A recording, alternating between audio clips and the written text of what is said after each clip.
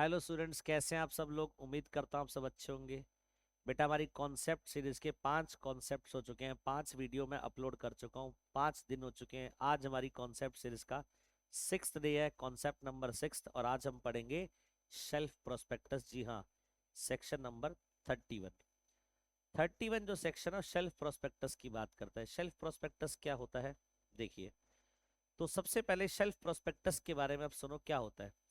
Shelf prospectus एक ऐसा prospectus है जहां पर एक कंपनी पब्लिक इशू ला रही है और प्रोस्पेक्टस इशू कर रही है, बट जो दोबारा कोई पब्लिक ऑफर लाएगी तो जो प्रोस्पेक्टस का बर्डन है वो नहीं लेना चाहती।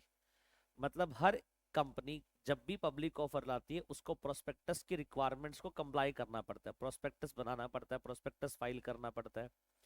अगर कोई कंपनी इस कंप्लायंस से बचना चाहे तो एक तरीका ये है कि कुछ प्रिस्क्राइब्ड कंपनी जो सेबी द्वारा स्पेसिफाइड है उनके लिए से कंपनीज एक्ट ये कहता है कि जब भी आप पब्लिक ऑफर लाओगे आप शेल्फ प्रोस्पेक्टस फाइल करिए। शेल्फ प्रोस्पेक्टस से क्या होगा, उस शेल्फ प्रोस्पेक्टस से 1 साल के अंदर आप जितने भी ऑफर लाओगे, आप पब्लिक ऑफर, दोबारा आपको प्रोस्पेक्टस फाइल करने की नीड नहीं है।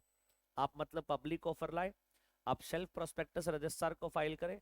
उस शेल्फ प्रोस्पेक्टस से क्या होगा, 1 साल के अंदर जितने भी पब्लिक ऑफर दोबारा अब आपके आने वाले हैं, प्रोस्पेक्टस आपको नहीं बताने।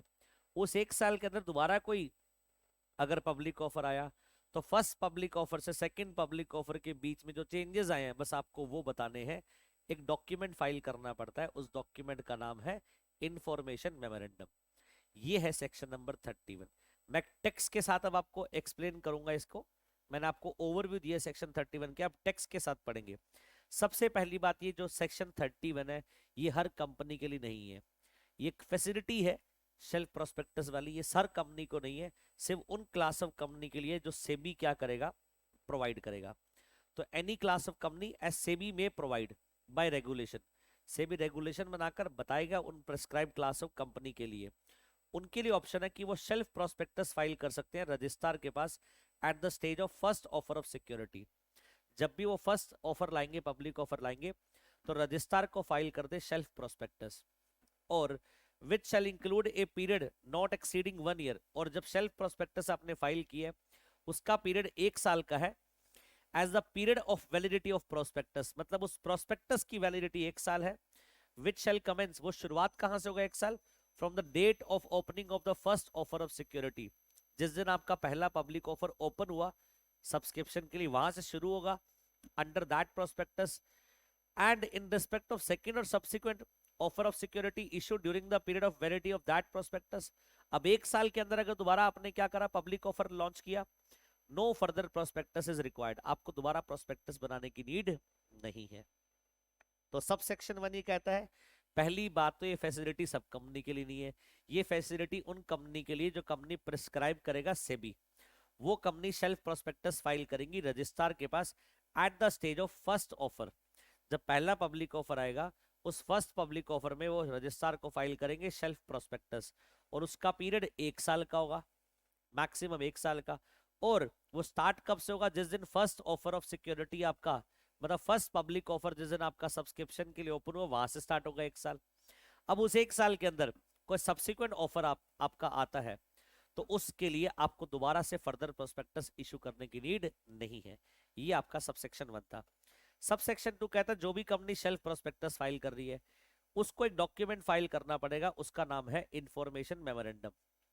इंफॉर्मेशन मेमोरेंडम में सारे मटेरियल फैक्ट होंगे, जैसे कि कोई नया चार्ज कंपनी ने क्रिएट करा है अपनी एसेट्स पे, कंपनी की फाइनेंशियल पोजीशन में क्या चेंज आया है, ये चेंजेस कहां से, फर्स्ट ऑफर ऑफ सिक्योरिटी से जो नया ऑफर आपका सेकंड ऑफर, उसके बीच में कोई भी चार्ज क्रिएट हुआ है एसेट्स पे, कंपनी ने कोई लोन लिया है, डिबेंचर इशू करे हैं, चार्ज क्रिएट करा है सेक्शन नंबर 77 में, या कंपनी को नया पब्लिक ऑफर ला रही है उससे पहले कंपनी की फाइनेंशियल पोजीशन में चेंजेस आए हैं, डेट बढ़ा है, डेट कम हुआ है।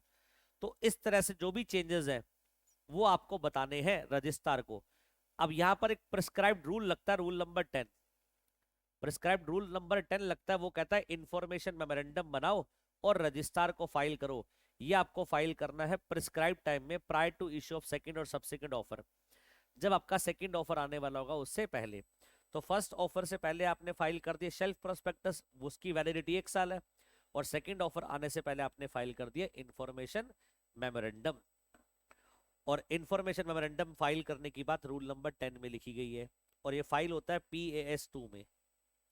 आगे प्रोवाइजो कहता है अगर कंपनी और any person has received application for allotment of security, company को सेकंड पब्लिक ऑफर में एप्लीकेशन मिल गया अलॉटमेंट के लिए, एप्लीकेशन मिल गई है along with the advance payment, और एडवांस पेमेंट मिल गया सब्सक्रिप्शन की, before making of any such change, but company ने अभी चेंजेस नहीं बताए, मतलब एप्लीकेशन एडवांस में कंपनी के पास आ गई है बट अभी कंपनी ने चेंजेस नहीं बताए, तो कंपनी और अदर पर्सन सबसे पहले वो इंटीमेट करेंगे चेंज उस एप्लीकेंट को। कंपनी की जिम्मेवारी बनती है जो एप्लीकेंट आपको पैसे दे रहा है अलॉटमेंट के लिए, एप्लीकेशन मनी दे रहा है, पहले उसको चेंजेस बताओ, और चेंजेस पढ़ने के बाद, सुनने के बाद, इफ दे एक्सप्रेस, अगर वो एक्सप्रेस करते हैं कि हमारे डिजायर हम इस एप्लीकेशन को विड्रॉ करना चाहते हैं, तो कंपनी उस पैसे को, सारा का सारे पैसे को रिफंड करेगी विद इन 15 डेज में। जब वो एक्सप्रेस करेगा डिजायर, वहां से 15 दिन में रिफंड कर दिया जाएगा।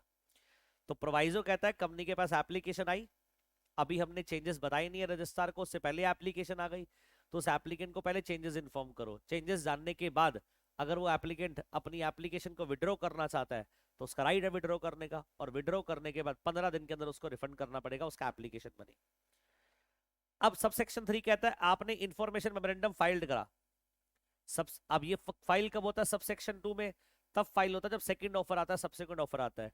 Every time offer of security is made under subsection 2, जब जब आप सबसेक्शन 2 में ऑफर देंगे, मतलब सेकंड और सब्सिक्वेंट ऑफर देंगे, such memorandum together with the shelf prospectus, दोनों को मिला दिया जाए तो क्या मान लिया जाएगा, वो प्रोस्पेक्टस ही मान लिया जाएगा। तो जो आपका सेकंड टाइम आपने इंफॉर्मेशन मेमोरेंडम फाइल किया था उसमें चेंजेस थे, फर्स्ट ऑफर से सेकंड ऑफर के बीच में, और फर्स्ट ऑफर पे आपने फाइल किया था शेल्फ प्रोस्पेक्टस, तो इंफॉर्मेशन मेमोरेंडम और शेल्फ प्रोस्पेक्टस दोनों को मिला दीजिए, इज इक्वल टू क्या बन जाएगा, वो प्रोस्पेक्टस, बिकॉज प्रोस्पेक्टस में पूरा कंटेंट देते हो आप। तो आपने वही चीज आपने 2 डॉक्यूमेंट में फाइल करी है, शेल्फ प्रोस्पेक्टस और इंफॉर्मेशन मेमोरेंडम में। ये आपका है बेटा सेक्शन नंबर 31।